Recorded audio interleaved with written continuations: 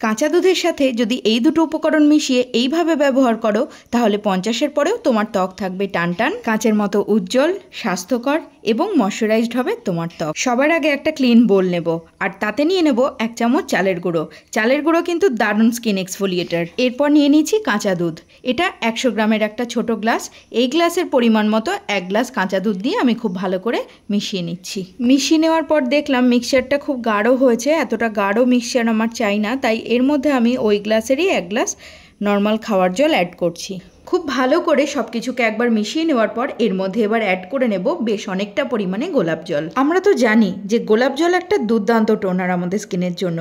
আমাদের স্কিনকে fresh feel করায়, সতেজ রাখে আমাদের ত্বককে, এছাড়াও ময়শ্চারাইজডও করে। এবার এই লিকুইড মিক্সচারটা একটা আইস ট্রেতে বসিয়ে 6 থেকে 8 ঘন্টা ফ্রিজারে রেখে দেবো। এই আইস কিউবগুলো নিয়মিত ব্যবহার করলে আমাদের ত্বক ধীরে ধীরে উজ্জ্বল, স্বাস্থ্যকর আর ময়শ্চারাইজড থাকবে।